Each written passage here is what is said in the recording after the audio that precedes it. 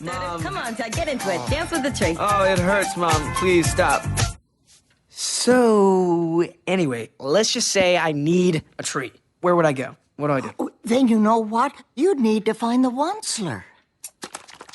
The what? Mom, it's not really the time for one of your, magical fables, okay? Oh, that's right. I forgot.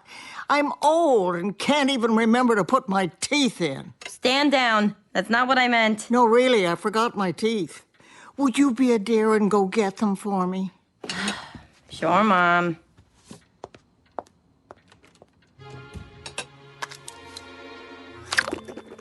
Okay, here's the deal. The Onceler is the man who knows what happened to the trees. You want one? You need to find him. The Onceler? Okay. Grammy, is this a real thing that we're talking about now? Oh, he's real, all right. Well, where can I find him? Ah! Far outside of town where the grass never grows, and the wind smells slow and sour when it blows. Ooh! And no birds ever sing excepting old crows. Oh! Quit doing that! That's the place where the Onceler lives. Wait, outside of town? Hey! People used to say, if you brought him 15 cents, a nail, and the shell of a great-great-great-grandfather snail, he'd tell you everything. Hello and welcome to Book versus Movie. This is a podcast where we read books that have been adapted into movies and then we try to decide which we like better, the book or the movie. I am Margot P. of ColoniaBook.com and this is my good friend and co-host, Margot D. of Brooklyn Fit Chick. Hi, everyone. We are wrapping up Banned Book Month here at Book versus Movie. It's one we enjoy, but also, can't help but we shouldn't have to have Banned Book Month, but here we are. But anyway, if you're new, we're going to get into the Dr. Seuss of it all in a little bit here. We talk about movies that have been adapted from books. In this case, we're talking about a children's book, also sort of meant for adults. But anyway, we try to do a brand new episode every single week. And that means that we really will consider a movie that's been adapted from any kind of literary source whatsoever. It could be a short story, it could be a song, could be a play, a novella. We will consider magazine article, as long as it's been adapted into a movie that we can easily get our eyeballs on. It's streaming somewhere, and we can easily get the source material, and you can too. Those are the only ground rules, really. We will consider it, and we are constantly looking for suggestions. We are just about to go into one of our favorite months of the year, October, where we get to do ooky spooky ghosty movies. I cannot wait. I am very, very excited for next week. And we're actually going to have a special guest next week as well, right? Yep, so tune in to find out. You have to find out who it is a little bit later. And, if you have suggestions or you're new to us, you want to meet other listeners, you want to interact with us on the internet, there's a few places where you can find us. We do have a basic Facebook page. Be sure to like it. All the episodes are posted there, but we're much more interactive in our Facebook group. You type in Book versus Movie Podcast group and you ask to join. We have 2 posts at the top that Thaddeus posted for us. One is of a list of the past episodes of things we've covered, and the other one is a running list of ideas people have, but also you could just post in there your ideas. We also are on Twitter, Threads, and Instagram. And at those places, you spell out book versus and movie. And we have an old-timey email, book versus movie podcast, spelled it all out at gmail.com. And if you would like some stickers, let us know. We'll drop them in the mail for you. And if you really enjoy the show and would like to help keep us in books and movies, you can also support us on Patreon. Patreon. We've been doing the show for 9 years now, and we keep a 2 years worth of shows in the basic feed that is free for all of you. Everything else we've posted to our wall. We have things there like Silence of the Lambs and Psycho, really great episodes. And we have a couple of very affordable options. And it really, truly just helps us get the books and the movies and pay for the hosting costs for the show. And I'd like to say thank you to Jesse, who just signed up for Patreon. We really mean it. Thank you, Jesse. Really, thank you so much. It does help a lot. This is just something we do for funsies. We never imagined that we would be going on a decade, a whole decade of book versus movie. What? We're so glad that you're all along for the ride. And okay, now I'm trying to remember what was the last Dr. Seuss, because we've done Dr. Seuss before. And I seem to recall that the last time we did Dr. Seuss was when there was all the brouhaha, that academic paper came out, kind of reanalyzing his work. But what were we talking? I can't remember what book it was. It must have been about. The Grinch Who Stole Christmas. Oh, Because it had to have been, right? Right, because we did the original 1967 animated version, and then we did the Ron Howard live action version. They haven't adapted a lot. Audrey Geisel, who was his wife, had that all locked down on adaptations because he didn't like a few of the early ones. Although, I mean, the estate, I can't remember when she passed. You know, she lived here in San Diego. They met and lived in La Jolla. And I think I talked about this before, that I had a friend who was his paper girl, delivered his newspaper. If I remember correctly, he had kind of a reputation for not being terribly fond of children. They didn't have any, and he did not want them, and made that very clear to his first wife and then his second wife. I'm trying to find when Audrey passed. Was she still alive when this movie was made? Yes, she was. That sounds about right. I know it wasn't that long ago. Yes, because she's thanked in the credits. She's like a co-producer on it. Okay. Right. So Audrey was still around when this film was produced. Is that correct? Yes. She's listed as a producer.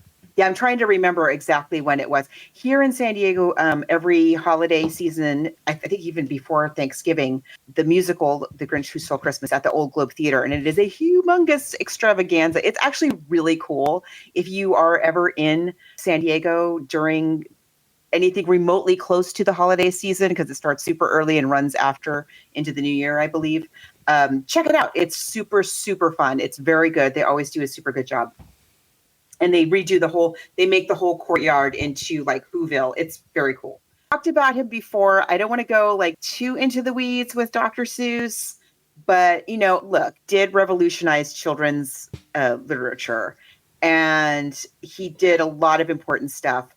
But yes, he also did some stuff that really did not age well at all, and had some views that also did not age well at all.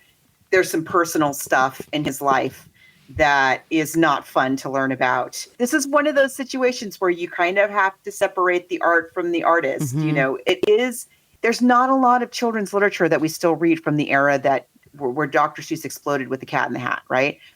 Dick and Jane, you and I probably were the last generation to kind of get Dick and Jane in school and stuff like that. Could not be more boring. Was Spot. Very, very dull. Dick, Jane, and Spot. Look, Jane, look, it is father. I mean, it was literally like that for those of you who are young enough to have been spared Dick and Jane. There's not that much children's literature. I mean, for small children, picture books that captured the American imagination the way that Dr. Seuss, I mean, so many of us can almost recite The Cat in the Hat by heart, because we're just so familiar with it, and it is still it's delightful. And when you read it compared to the other stuff that was going on at the time, it is just a revelation, and it's fantastic. And I like a lot of his later work too. I'm a big fan of a lot of his work, and especially being from San Diego, like it's very. You drive around here, and the landscape is very Seussian. Our kind of strange coastal desert landscape shows up a lot in his work, especially this one. I think there's a lot of very coastal desert kind of looking stuff. Anyway, let's talk about him. Is he from Illinois? Am I remembering correctly? From Springfield, Massachusetts. He was born. It's important. It's Theodore Seuss Geisel. It's the German pronunciation is Seuss, rhyming with voice. Seuss is an anglicized, American version. He was born 1904. He was educated at Dartmouth and then at Oxford. He was a very bright man. I mean, yeah. And also not short on cash, I think. Right. I mean, his dad was like a brewer or something, right? And then the Prohibition era hit, but they still managed to make money. He met his first wife while in college. He dropped out of college, and he was always drawing things. Drawing was a big illustration was a big interest for him. He worked for magazines. He worked at ad agencies. He was very much in demand. He and his wife never had kids. They had no interest in it. So they had this money to just spend on what they want. They never worked regular hours. They traveled often around the world. During World War II, he became active in working for the government in the propaganda campaigns. And this is where you would see a lot of things that are anti-Asian, anti-Japanese, pro-internment camps. Yeah, he's like a fan of that decision to imprison our own citizenry for what they look like. Yeah, and he later on, by the way, said, no, I don't believe that. I understand how wrong that is now. But a lot of people were frightened and a lot of people went along with that. He was also a Roosevelt fan. And anyway, in the 50s, he started writing children's books. And he was just basically tasked by a friend of his that loved his illustrations and his wordplay and said, but you have too many words. What if you cut your words down to like 250, 300 words max in a book? And then he took that as the challenge. And that's when he had If I Ran the Zoo, Horton Hears a Who, The Cat in the Hat, How the Grinch Stole Christmas, Green Eggs and Ham, One Fish, Two Fish, Red Fish, Blue Fish, which I used to love, The Sneetches and other stories. These are all classics, like you said, of children's literature. It is very hard to break in that market. People try to write children's books all the time. He was genius at it. As I said, later on in his life, he completely backed away from those views and apologized and did not want to be known for that. But he was still a complicated man. His first wife passed away due to suicide, and then he married a second one less than a year after she died. That was his mistress. So there was talk about that. Yeah, and she was terminally. The first wife was terminally ill. That's not how she died, but she'd been ill for some time, and it's complicated. I mean, it's complicated. They were together a long time. They absolutely were. Absolutely. Yeah. I mean, his second wife, who was the executor of his estate. He passed away, by the way, at the age of 87 in 1991. She passed away just a few years ago, but she is associated as a producer on this film. He did not like the original. There was a cartoon version of The Cat in the Hat that he didn't enjoy. I think he really liked Grinch Who Stole Christmas. Who wouldn't? It's a class. I mean, here in America, anyway. It's phenomenal. Yes, it's so good. It really holds up. And we're not referring to the live action that was way later. We're talking about the original animated Chuck Jones classic. It's so true to the book. The music is fantastic. Mm-hmm. The characterization, bringing those characters to life. Chuck Jones. I mean, what's better than that? Right. Yeah. So I get it. And we've seen, his work. It's a hit and miss. The adaptations there's not, as Margos said, there hasn't been a lot of them, and they've been up and down.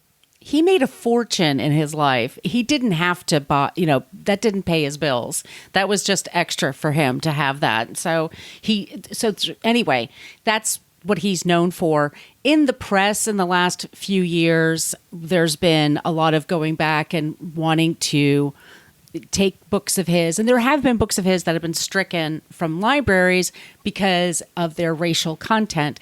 That could be an argument in of itself. Like it's a teachable moment to talk to kids about these things, like they do with cartoons, like old Warner Brothers cartoons. They will say this was from a different time. Yeah, there's some racist tropes in there. And in some of his not for children work, things using the N-word, it's not for nothing. Not for criticism nothing. and reevaluation. But this is like Margot says, when we have it is an opportunity to bringing this out in the open and talking about it and talking about why it was okay then, I think is a valuable conversation to have. I do go back and forth, I don't know how I feel about like a small child in a public library, toddling over and pulling out a book that's got something like really overtly racist from the 1930s or whatever, without having an adult, a teacher, an educator there to kind of walk them through it. But I also think these conversations, not having the conversations to me is just as dangerous as I agree. as more dangerous than anything else. Like when we talked about book burning, and Fahrenheit 451. Like you burn the books, you don't even get the chance to have the conversation. That's just so. Yeah, it's important to recognize that not every people are complicated and times are complicated and things are right and wrong. Of course there are things that are always right and wrong, but why is it that sometimes we think things that are wrong are right? What are the things in history that lead to so many people being totally cool with Racism. some of racism and sexism and rape culture and all this kind of stuff. Right. So yeah, I do. I have very mixed feelings about it, but and I can't, just like J.K. Rowling right now as well, right? How many children got into reading because of those books? Right. Millions of children around the world are reading. I mean, it was a measurable bump up in the children's interest in reading because of these books. And similarly with Dr. Seuss, children became interested in reading, became interested in books because his books are so fun, they are so engaging, and many of them are extremely educational too. While they're funny and clever and fun to say, they really have helped now at this point generations of children become interested in books and literature, and that's not to be denied either. Humans. I mean, and I said before, by the way, that there weren't a lot of adaptations. There were some TV adaptations, because I remember seeing them when I was a little kid, but they were like half an hour on TV. Like, to do a big feature-length version of his work, it's been very spotty, to say the least, the output. And children's books in general, just for those of you who maybe don't have children, you don't read a lot of children's books. Children's books tend to be around under 35 pages long, with a lot of pictures and a paragraph at least, or about at most a paragraph of text per page, something like that. So you're not going to get terribly intricate plots and subplots, is what I'm saying. And so, yeah, when you adapt it into a feature-length movie, you must flesh out the plot a little bit, or in some cases, invent a plot, because sometimes it's just about the fun of the words, right? This one actually has a message, but just like with the Grinch, in the live-action Grinch, they had to even though the Grinch, that is such an interesting story, and there's a lot there already. It's one of his longer books, I think. You still have to add extra plot and storylines in there to stretch it out to a 90-minute movie. So we get that going in when we're talking about children's books. But let's talk about the Lorax. I hadn't read it in a long time. I read it as a kid. I don't remember seeing the TV version. That's, by the way, on YouTube. You can find. There's Eddie Albert, I believe, does the. Yeah, I think that's right. Yeah. So I remember. I mean, I liked Horton here. I loved all the Dr. Seuss. I was always into Seuss. Like, if you had some in my face, I'd watch it. Yeah. I think I had all of them at home. Yeah. And I don't know who that was producing those short ones. It was CBS. When we were kids. There was DePatsy Freelance Enterprises. Sorry, it's traditional animation. And CBS, ABC, and then Turner, Daisy Head Maisie. I don't know that one. But all these, like, early 70s ones were on CBS. Yeah, I remember them very well. They were good. They were super good. Yeah. They weren't like, state-of-the-art animation or anything like that, but they didn't need to be. You had Dr. Seuss. That's all you needed. You just, like I said, there's an economy of words that he uses to tell his stories when he's doing children's books. So, yeah, you have to add to the script to make it into something feature-length. We just came upon a very funny parody of the book, or, somebody felt the need to, like, exactly give the other side. Okay. But the Lorax was written in 1971. As I said before, Dr. Seuss and his spouse liked to travel, and he had just been to Africa, and he noticed that there were certain species that he had never seen before, and that they were telling him it could become extinct because of the hunting, because of different sort of capitalism. Capitalism. Just, yeah, exactly. That just can affect things when you're just talking more about the bottom line versus the bigger picture. And he came back home and he, like I said, he was worried about those animals. And so he came up with the Lorax, and the Lorax is that talks to the trees. And there's a lot of that's also when we were kids, and this, you know, this came out when we were little kids. You were barely born at this time, but there was a lot of talk about the environment. There was a very famous commercial we used to see all the time of a Native American crying by the side of the highway. By the side of people but he was throwing trash. He was it was okay. Talk about racism. Oh, yes. So some of you may be familiar with this commercial, and it's this. Yeah, the actor is dressed in generic, quote unquote, Native American costume. I think he's on a canoe, and he's rowing across a stream, and then he gets out and sees all like the stream is all littered with trash, and yeah, he ends up by the highway. And we mentioned this before, that like when you and I were children, there was so much garbage on the highway. Like, people don't understand. They would like pull into a fast food joint, get their burgers, which were in styrofoam in those days. You get styrofoam. Do you remember that box? Oh yes. God. And you'd all eat your burgers in the car, and then like, okay, let's clean up the car, roll down the windows and throw everything out the window. I mean, that is literally what people did. So there he is on the side of the highway, and there's all this garbage like being blown up against him. There's like onslaught of garbage, and then a close up on his face with a single tear. And you and I, our generation, traumatized by that public service announcement. Well, yeah, because it's gross to just throw trash.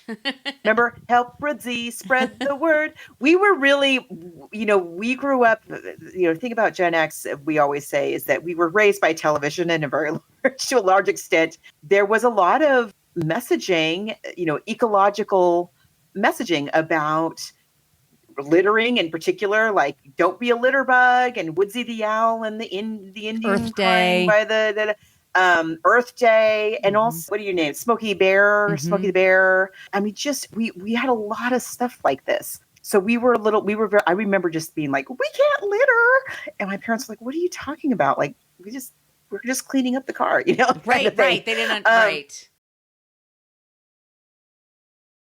So this was something that for kids our age at this time was very much in our consciousness. And also there was concern about logging that was going on, especially like on the West Coast and in different parts, and mining. And there was a lot of like starting to finally look at, well, what is going. We were also having the, as you mentioned recently, like the gas lines, yes. The fuel crisis, fossil fuels. And we were the first generation that was being taught about that.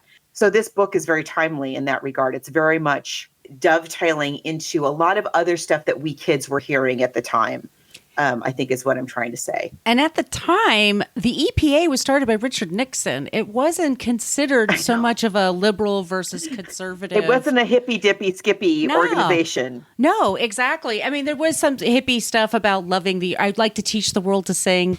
There was all of this stuff about being diverse and embracing the planet. It might not be here forever. There was the threat of nuclear war a few times. In our parents' generation for sure. And then us growing up, we had the No Nukes concert. There's all kinds of things about the environment, also population and overpopulation, but just being eco-conscious, just how many resources we have and how many are renewable and what we need them for. And he didn't like to write message books. He wanted to just create the story, and then you will get from it what you think you should get from it. Yes. A little sugar. Although sometimes with the medicine. Sometimes there was, or I should say often, like the Sneetches. Yeah. The Sneetches is a very like Cold War kind of a story. And this is another one like that's not quite. I had forgotten about this book. As I said, I hadn't read it in many years, probably since I read it to my kids. It's a bummer. Yeah. Well, yeah, because they didn't know what was happening. I mean, also the Vietnam War is going on. There's a lot. There's a lot going on in the world. It's a new decade. What are we getting into? What's going to happen by the end of that decade? He had no kids to leave things to, but he had this was his audience, and they were starting to have kids. So this was, of course, it was something that's on his mind. So we have the Lorax, and he is the protector of the trees. And we meet the Oscillator, Onceler. Onceler, sorry, the one. Yeah. I should put on my reading glasses, but he's sorry, but it's about the Trufala trees. Is that how it's pronounced? Trufala Yeah. trees. And it's about environmental activism, but they're the trees that are being poached because their leaves make hats and scarves and all kinds of things that people want. So they keep chopping down the trees to get what they want. And so eventually there aren't as many trees. And so the Onceler is trying to warn about this and about...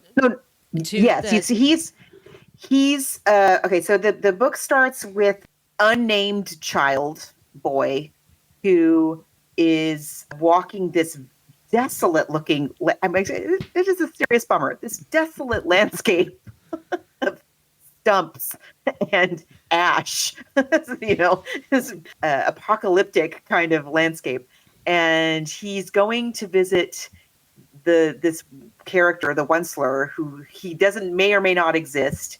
And he pays him 15 cents and a snail and something else to hear the Onceler's story. And the Onceler, you don't see his face. You just see his eyes peeking out from behind his like weird little shack that he lives in. He tells his story is that he's a young man. He comes upon this place where they are right now. And it's a beautiful paradise.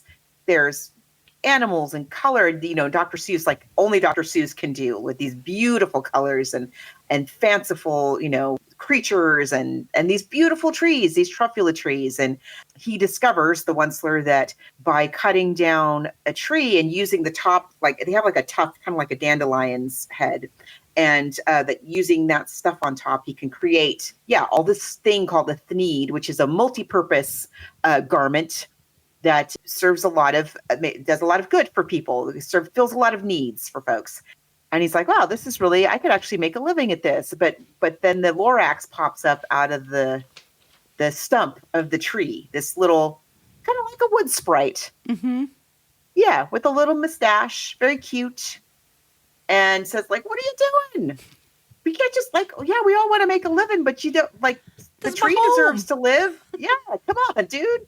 And what about all these other kids, the bird and the fish and the so on, the barbaloots that depend on, it's all an ecosystem. Like it's all gotta work for us all to stay alive, And this young man, like, doesn't want to hear it. He's like, yeah, I guess I just cut down one tree. Will you calm down? Right. But over time, gradually, as people are wanting his thneed that he is making from the truffula trees, he was like, well, I'll just chop down one more, and I'll just chop down 4 over there. And he starts developing more and more effective ways to chop down more and more trees. And he's becoming more and more wealthy. What could possibly go wrong? And well, doesn't his family join him, or is it just in the movie? I think that's just in the movie. Yeah, there's some differences, actually. Like Margos said, they add some characters in the movie. Yeah. But I'm trying to remember. I'll look and see if his family shows up in the book, but I don't think so. I think it's just him. I think that's part of the story, is that it's just this one guy who has done all of this damage. And doesn't seem to be a bad guy. He's not an evil guy. He's not like, I'm going to kill all these little woodland creatures. He's like, hey, I could make a thing out of this tree. Isn't that cool? And if I had 2 trees, I could make more, and people want them. I'm helping them. And so it's really about how, again, like capitalism, like Margot said, it's a double-edged sword, right? It can be helpful, but it can also do a lot of harm if we don't consider the big picture. So gradually, as there are fewer and fewer trees, the Lorax sends away the fish, so they will continue. Maybe they can find someplace else to live. Sends the away fish on the land.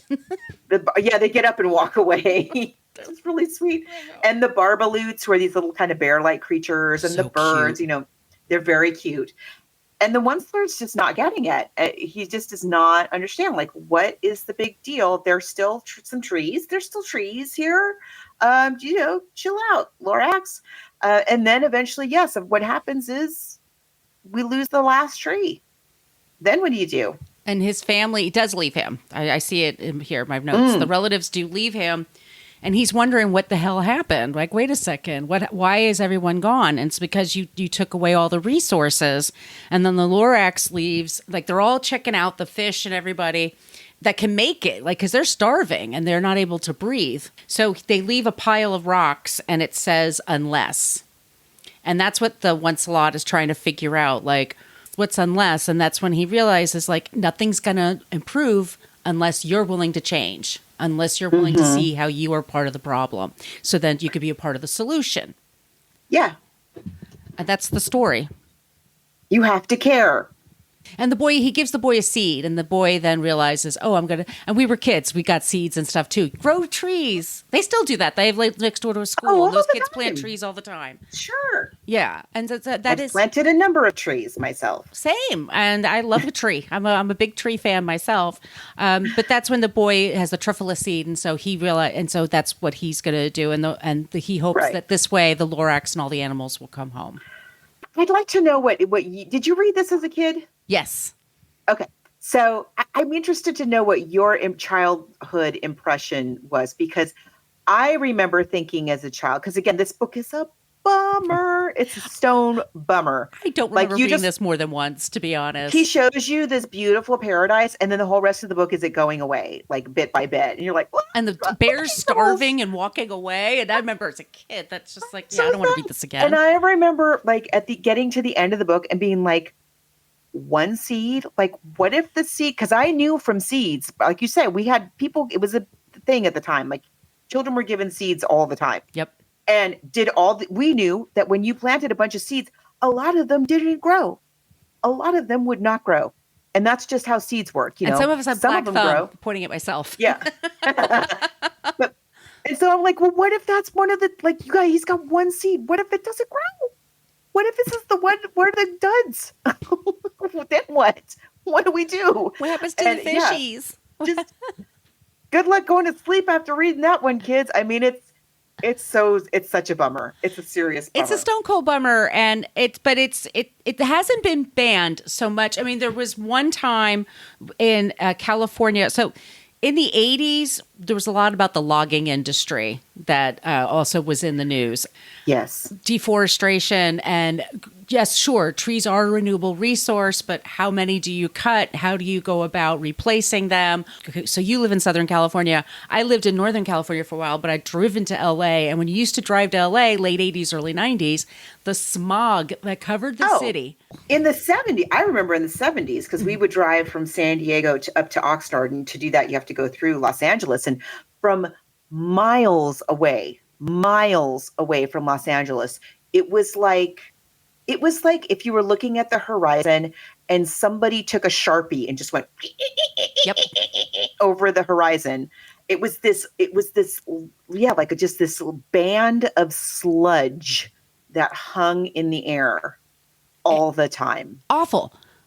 I mean, you could see it from the distance, and you just kind of go like, what are people doing? Why is this okay to happen? But there's certain industries, like, yes, and I understand it's a lifeline for people. Like, that's what they do. They have a logging plant. This is, there's lots of trees where they are. So yes, indeed, it's a renewable resource. But how do you stay in business? What effect does it have on the entire environment? How often do things grow? So the flooring industry had a very hard time, understanding the Lorax. So there is a book that was created with a couple of different wooden floor associations. It's called the Truax. Yeah. And the Truax makes a whole point of saying, like, but trees, you chop them down and then you build them up again. And that way the animals have a place to stay. And it's not a parody. And isn't it nice not to have those awful ticks? Isn't it? And I mean, you sent me the audiobook and I lasted like 10 seconds because it's so bad. It's so bad. Like there's librarians that read this. Once again, like I'm not against logging in general. I mean, I understand we do need trees. We need paper. Look, I use enough paper to like embarrassing amount, especially at the way the world is nowadays. But yeah, we still have to think about our industries and what harm they do. And, are you blowing smoke into the air? That's terrible. Are you pouring things into the drinking water? That's terrible. Like there's all kinds of things to think about. And not just that. I mean, especially one of the things that struck me reading this book in 2023 was, and never thought about it before, was the idea of fast fashion that we talk about now. You know, the need is fast fashion. He's turning out these garments at tremendous cost to the planet. You know, he doesn't care. The longer it goes, like the better, more successful, quote unquote, successful he becomes, the less he cares about the damage that he's doing. That's a good point, because that happened in our generation. Yeah. The fast fashion, we didn't have that as like teenagers. There was like a couple places to shop to get things. It happened later. It happened later, like in the 90s and then in 2000s, and we have like Uniqlo and we have Old Navy. We have all these brands that are cheaper to get the stuff you want, because Gap was getting too pricey for some people. Right. But what happens is, like, you buy, like, how many T-shirts do you own that you're just like, I never wear this. I don't like the fabric, or it doesn't fit right, or it's got a logo I don't care about. I watched it that one time. Yes. I wore it. I got it after that one race that I did. And what do we do with it? We kind of throw them out, or we just send them to, what am I thinking of? Like other countries, you know, that. But even then, they don't want it. There's too much. There's too much. There's so too now much they're trying to figure out, like, how do we take all this fabric and then make something from it, like beds and mattresses and bedding and things like that, something that's usable, because it just is clogging up the planet. Like, and that's become a huge problem. So there's all kinds of things. Like, we can create cheap something that people like, but at what cost ultimately? Yeah, and I think reading this as an adult now, I was struck because I remembered it as being a book about cutting down trees, which it arguably is. But I think, you know, again, reading it now, it struck me as it's about that, but it is also about how, as a society, we make these choices. Oh, wow, these T-shirts are really cheap, you know, and incrementally we are contributing to the problem. Not that we're evil people. Like, this guy is not an evil guy.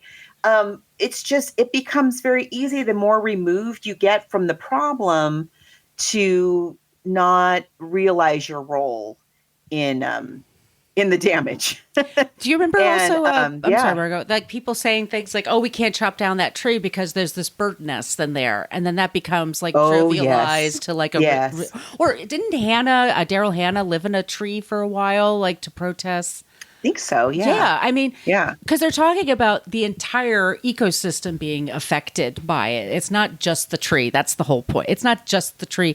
We like our wooden floors too. You know, I love my wooden floors, but you know, there's a cost to everything. So I put a link in the show notes for the Truax. I mean, take a glance. Take a glance. Take a glance. But it's like not attractive decorations or it's not good anything. It's not good writing. It's not good illustration. And just take a second and be like, wow, the flooring industry really got together on this. They had their knickers in a twist. And this is a few years before she passed away, or he passed. It was like 4 years after he passed away. So he dies in 91. This comes out in 95. But for the most part, Audrey, his wife, like I said, kept an iron lock on things. So this is one of the few feature-length movies. Like we said, we did cover The Grinch. And we found out that there's a whole continents out there that never knew about the 1967 version, only knew the Ron Howard version. Yeah. We were surprised to find that out. Let's take a little break. Yes, we need a break. Play the trailer and get into this movie.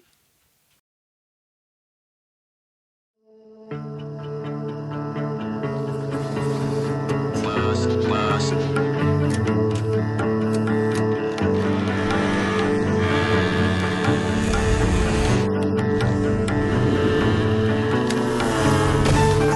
Yes! Did your ball land in my backyard again? A model airplane, this time. Let's go take a look. Whoa! This is amazing! What are those? Those are trees. They used to grow all around here.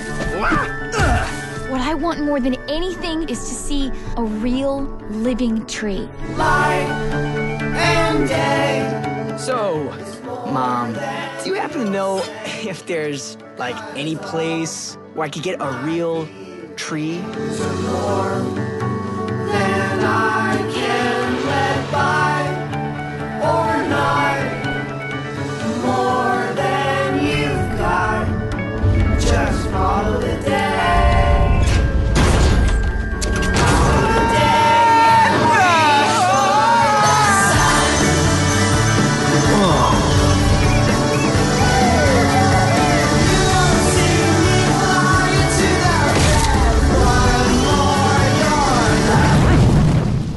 chop down this tree? What's that? I think he did it. Just follow the seasons and find the tide. Reach for the bright side. You don't see me fly into the Wow. Follow the day. Follow the day and reach. You have been warned. Thanks. Yeah, okay. You have been warned.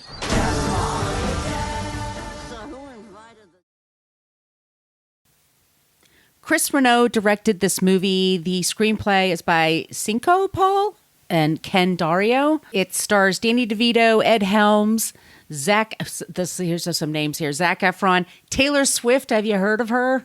Taylor Swift of Cats fame. We covered Cats, by the way. We did. What if all she ever did was Cats and this movie? She needs to start acting. She needs to just take over the planet, I think. Betty White, R.I.P. Jenny Slate as the kid's mom, who's hilarious in this movie. And Rob Riggle, the evil person. Ed Helms plays the Wentzler. Ted Wiggins, he's the little boy. They give him a name. And I guess Ted is for Theodore. And then his crush is Audrey, which I guess is for Mrs. Seuss. Yeah, Theodore, again, being Dr. Seuss's real first name. Right. So, Margot, before we get into this, I want to say, so I was watching this movie. With your kids or no? No, not with my kids. I was watching it, and they walked into the room, and they went, "You're watching that? Why are you watching this?" And I was like, "We're doing it this week, a book versus movie." And both the kids were like, "Oh, Mom, we're sorry." If you've never seen this film, I had never seen this film before. Had you seen this film before? Nope. Okay, so Margot, just to give people a taste of how the rest of this episode's going to go, why don't you how about if you just hum a few bars of your favorite song from this movie? There's too much music. It's all padded. There's too much music, and none of it is memorable. I can't remember a single song. I know that there's one song that the Wentzler sings about how bad can I be. I can't tell you how it goes. No, and there's like a Thneedville that leads that's one of so I pulled clips for this show, and everything was a music video that I was, because this is before I was pulling them before I actually watched the movie, and I'm like, yeah, there's very little dialogue here. Ted Wiggins lives in Thneedville. He has a crush on a girl, Audrey. He has his grandma, Norma. These are additions to the plot. Audrey, the mother. Yeah, none of this is. Grandma. The boy doesn't have a name in the book. He just shows up at the Wentzler, and the Wentzler tells the story, and that is the book. But again, we get it. You have to have a plot. Right. That book is not a 90-minute movie. It's not. And the cast is, again, this is another situation. Like nobody's bad-mouthing this cast. They are doing their job. What is this movie? Mark, help me understand. What did I just see? It doesn't make any sense. It's kind of boring. It's very repetitive. The Lorax is cute. I like Danny DeVito. I think all the performances are very good. Yeah. There's too much singing. There's actually a point where Ted starts talking to Audrey in Dr. Seuss language, and then they stop and giggle, and I'm like they're making fun of it. I'm like, but isn't this the movie we're doing? And he's known for his wordplay. Dr. Seuss has that particular rhythm of Dr. Seuss that he, and it's never going to get better. It's not. I don't understand the choices. I'm baffled by the choices, not the casting choices, and not even the choices. I like he's got a grandma and a mom. Yeah. I like it's Jenny Slate and Betty White. I think that works great. I like that he has a crush on a girl. Okay. It's all the other. It's so repetitive. Stuff. We've seen this before. The evil guy at the corporation who's like really little, but has like these really big guards around. That's been done before. And it's also, would you say, Despicable Me? That's what he did before this. There's so many nods which was to that. a mega hit. Yes. Of course. There's so many nods to that to like keep that audience happy. But they break into song like every other minute, and I'm just like, that's when I would go to the many bathroom. songs. I keep looking at my phone. I'm like, no, I got to pay attention. Dude. It's No, you don't, because the songs are not. And this is the other thing that bugs me about this movie. There's so many things. It was such a waste of time. I'm sorry, I really hated this movie.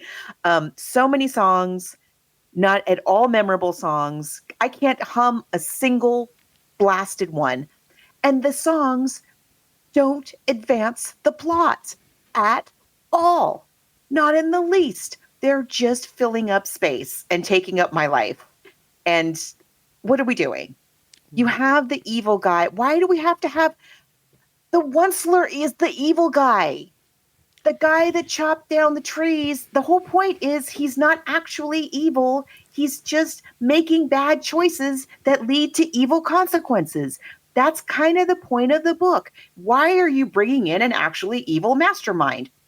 We're blurring muddying the waters here for children, I feel.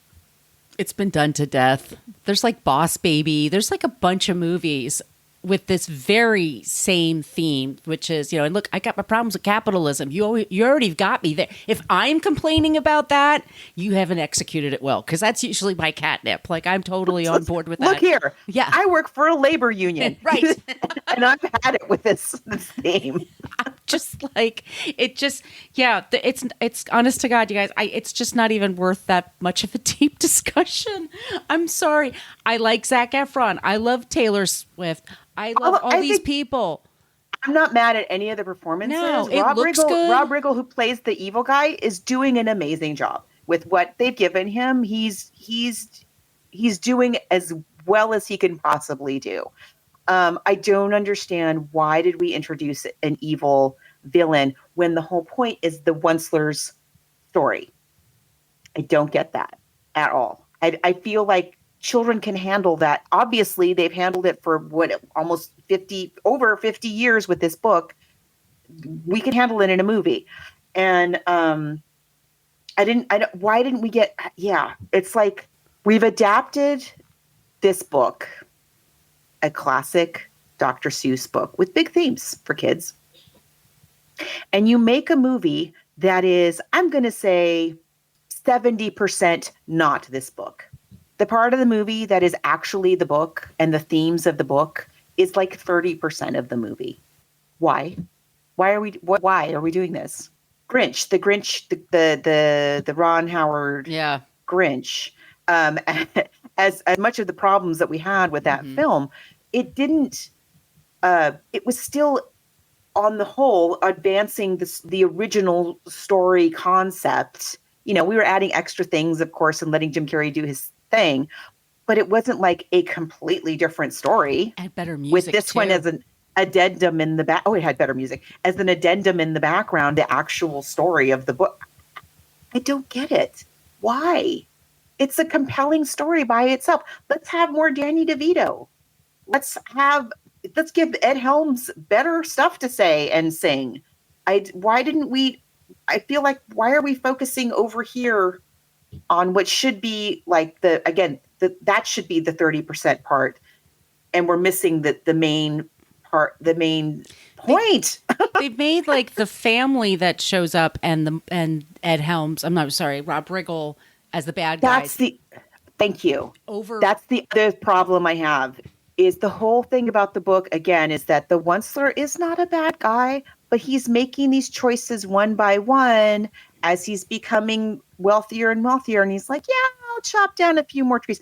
In this version, the Oncelers promise to not cut down any more trees. And then his family swoops in and they're the ones who cut down the trees. And he's like helpless in the background. That's not the message. It's about taking responsibility for your choices. Book. I knew something was up and I posted it. I think I posted on Facebook. I posted on TikTok. One of the ways they promoted the movie is they had on The Voice, they had Zac Efron and Betty White.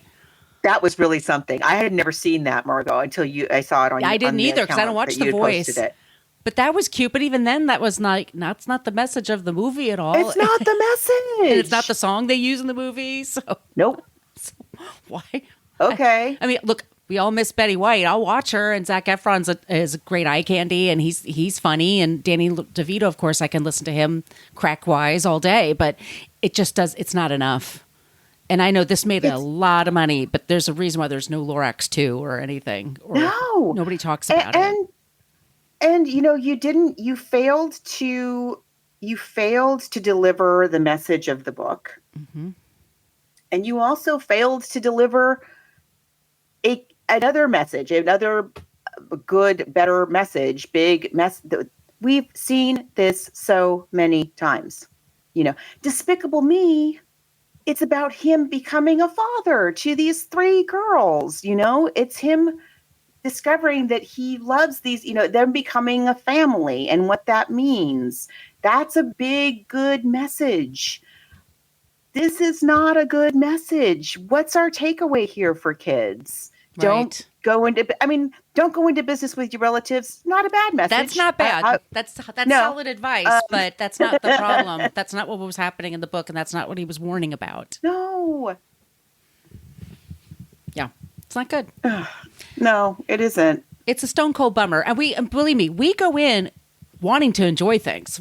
That's our jam. We want to have fun with it because we have limited time, like you do. We want to use it wisely. Yeah, it's just, and the same thing, like at the end, like all this, just like to plant the tree. You can plant it in a freaking Dixie cup. It's a seed. It doesn't need.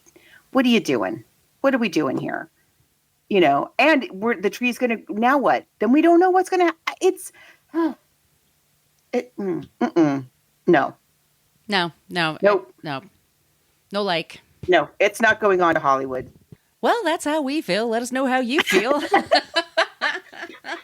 All those places I mentioned at the top of the show. I forgot to mention, Margot, we got a review this week in iTunes, 5 stars from Santa Claus, Indiana, saying thank you for featuring banned books. I guess she's a librarian, so she's happy that we do that. So we will be back next week with another episode where we have a special guest. You have to tune in for that. Yeah, but we should let them know what we're doing. Yeah, so we are going to be covering Ghost World, which started as a graphic novel, and it's actually like a graphic short story. And we have that short story book that we both have that's filled with all adaptations. And the book we were going to do something else, but it wasn't available on streaming. That's very important, it has to be available on streaming. So we are going to cover Ghost World, which is streaming everywhere. And the book is a really quick read, and it's easily available. And it's a good movie. I remember really loving it. So... And it's got the word ghost in it, so that gets us ready for October. That makes me happy. Yes, I love all the ghosty things. Yeah, I don't like blood and gore, and I especially don't like things that like could happen. Yeah, that really I like. If I'm going to be up all night with that, but ghosties, I'm all over it. I love it. I cannot wait. I love October. We get a lot of requests. We still need ideas. We do need ideas. I was going to say, let the right one in. A lot of you have asked for that. Margot is forbidden from watching that movie. As her friend, I know it is gruesome and it involves children. And no. It's one of my favorites, but it's dark. It is really dark. So not that gruesome. I can't. This is just to give you guys an idea. That movie with Nicole Kidman. And then there was the trailer for it. And in the trailer, they with the kids just that little thing, the little girl going, "You're mad. I am your daughter." I'm like, not, no. That's a good movie. I'm out. Yeah. Yeah. So nothing like we did Rosemary's Baby and The Exorcist. Like, that's fine. But like, it isn't going to be, I mean, first of all, it's just too long. Also, we got to keep it. Oh, it's very long. Right. That's true. Yeah. I'm very excited for Ghost World because I have never seen it. Yeah, so send us your suggestions, everybody. Everything I mentioned at the top of the show, once again, our email is bookversusmoviepodcast@gmail.com. Please be sure to subscribe and leave us a review wherever you get your podcasts. We would both super appreciate that. Margot, where can they find you? You can find me online at coloniabook.com, and all of my social media callouts are at She's Nacho Mama. And where can they find you? You can find me on Twitter at Brooklyn Margot. I'm on Instagram and Threads at Brooklyn Fit Chick. My site is Brooklyn Fit Chick. And if you want to see my Lorax clips that I have, the few that I collected. On TikTok, it's at my name, Margot Donahue, or I think it's also at Brooklyn Margot. All right, everybody, we'll be back next week with Ghost World. Thank you so much for listening to the Book versus Movie podcast. We are a part of the Frolic Podcast Network. You can find more podcasts you will love at frolic.media/podcasts. We follow the hashtags LadyPodSquad and Podern Family. If you want to support the show, you can go to our Patreon page, go to Patreon, and look for Book versus Movie Podcast. We have a basic Facebook page, but we also have a private Facebook group. Go to Facebook and type in Book vs. Movie Podcast Group if you want to join that. You can follow us on Twitter and Instagram at Book versus Movie. Spell all those words out. If you'd like to send us an email, it's Book versus Movie Podcast, spell that all out, at gmail.com. You could follow Margot D at Brooklyn Fit Chick on social media and Margot P at She's Nacho Mama.